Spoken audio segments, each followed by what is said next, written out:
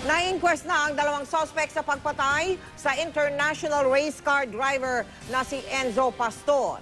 Pero ang kanyang misis na suspect din sa kaso, binabantayan kung nakalabas na ng bansa. Nakatutok si Sandra Aguinaldo. Sakay ng magkahiwalay na sasakyan, dinala sa Department of Justice ang dalawang suspect sa pagbatay sa race car driver na si Enzo Pastor, ang pulis na si PO2 Edgar Angel at negosyanteng si Domingo Sandy de Guzman III. Sumailalim sa inquest proceedings ang dalawa para sa kasong murder at frustrated murder. Sinampahan din ang kasong illegal possession of firearms si de Guzman na itinuturong mastermind umano sa pagpatay. Si Angel naman umano ang gunman sa krimeng naganap noong June 12. Isinama rin sa asunto ang asawa ni Pastor na si Dalia na sinampahan ng kasong parricide at frustrated murder dahil bukod sa pagkamatay ng race car driver, tinangkaring patayin pero nakaligtas ang kasama nitong driver noong gabing tambangan sila.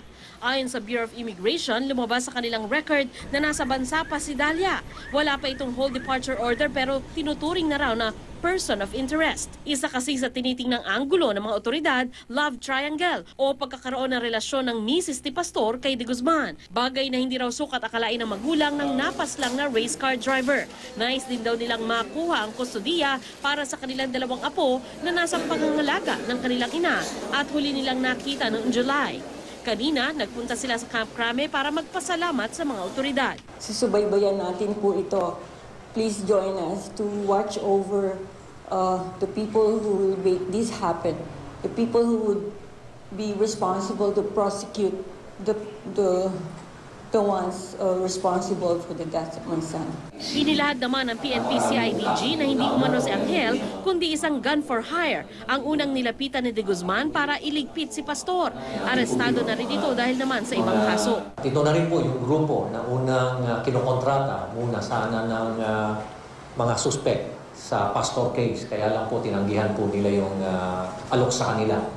Ayon pa sa CIDG, nakasaad sa extrajudicial confession ni Angel na sinabi raw sa kanya ni de Guzman na sinasaktan umano ni Pastor ang kanyang misis kaya ito pinaliligpit. Dahil magkumpare nga sila, hiningi yung tulong na ipapatay si Enzo at dahil binubugbog nga daw yung babae. Sinabi naman ni Rojas na magpapatuloy ang pagtutok ng CIDG at PNP sa pagsugpo ng kriminalidad na ayon sa kanya, lumalabas sa pinakahuling datos nila na bumaba ang kriminalidad sa Metro Manila.